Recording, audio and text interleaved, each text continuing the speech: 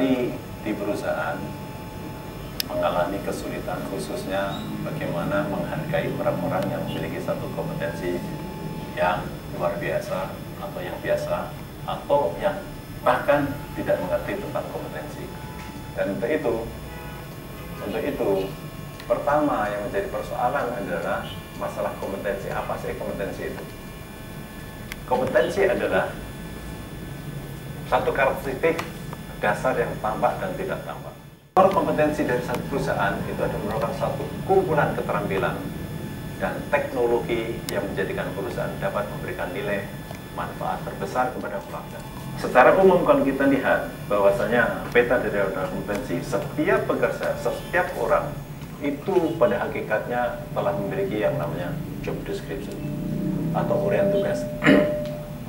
Dari job desk yang ada, maka akan dapat dilihat dibutuhkan satu keterampilan. Pada saat seseorang melakukan pekerjaan, apakah dia menggunakan soft kompetensi atau hard kompetensinya untuk melaksanakan tugas, jobnya, maka seseorang tersebut akan dinilai yang namanya penilaian tahunan atau penilaian kinerja, atau juga disebut sebagai performance appraisal. Dan dari kinerja ini, seseorang atau setiap individu dapat memberikan satu kontribusi yang maksimum atau berkinerja sangat bagus, atau sebaliknya ada juga yang tidak memberikan satu hasil yang optimal atau mengecewakan atau rata-rata. Dan oleh karenanya dengan adanya kinerja daripada karyawan ini juga harus diberikan satu. Sedangkan kalau sudah melakukan satu kegiatan, aktivitas daripada pekerjaannya, dia melakukan satu performance, maka dia memberikan satu kinerja. Dan tidak fair kalau seseorang yang berprestasi sangat bagus dibayar dengan orang yang gajinya atau prestasinya kurang bagus. Dan oleh karenanya ini juga merupakan satu variabel dalam kita memberikan satu kompensasi kepada karyawan atau pekerja atau buruh.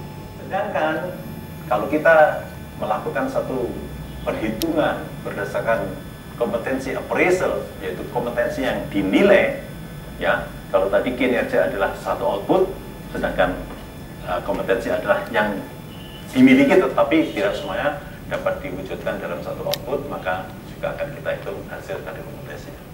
Sehingga nanti kita dapat melakukan pembayaran atau kompensasi atau imbalan berdasarkan grade, kinerja, dan kompetensi. Maka kalau kita simbolkan sebagai satu gunung es, yang pertama yang sangat mudah untuk dilihat adalah hard atau soft kompetensi atau teknis, yakni soft skill atau knowledge adalah ini sangat mudah terlihat karena bentuknya berada di atas permukaan dan jelas dilihat dan mudah diakses. Kita lihat satu contoh. Di sini adalah satu contoh kompetensi yang dibutuhkan seorang HR director atau seorang HR manager. Kompetensi level C dari 1 sampai 9. Ya. Kemudian apa kompetensi soft skill seorang HR manager? Mulai dari integritas, leadership, negotiation, problem solving, financial management, computer literate, dan communication.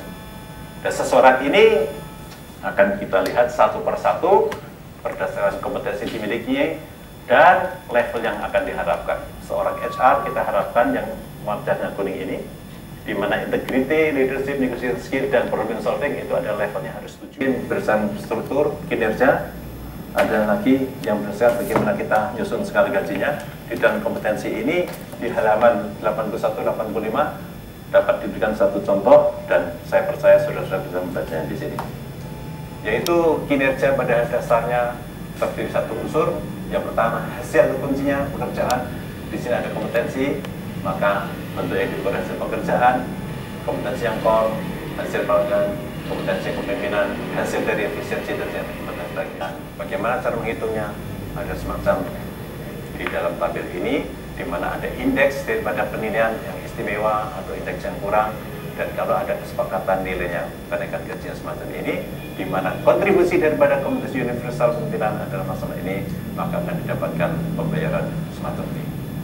Jadi untuk kompetensi pada umumnya pada waktu kita melakukan penilaian adalah menggunakan penilaian secara 360 derajat. Ya.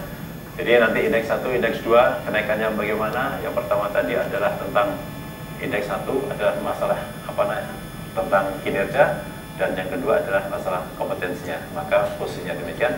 Kalau seorang memiliki indeks 7,5, 8,2, 6,4, maka total kenaikan untuk mereka adalah saya kira cukup. Mohon maaf kalau saya dalam cara penyampainya kurang mengenakan, tapi niat saya adalah memberikan yang terbaik saya miliki. Moga-moga bermanfaat. Sampai jumpa di kesempatan yang lain, dan sukses untuk Bapak Ibu. Kalau Bapak Ibu sukses, please email saya atau SMS saya, ya. Kalau tidak sukses, Bapak Ibu email saya atau SMS saya, barangkali saya dapat membantu agar sukses. Baik, assalamualaikum warahmatullahi wabarakatuh. Terima kasih.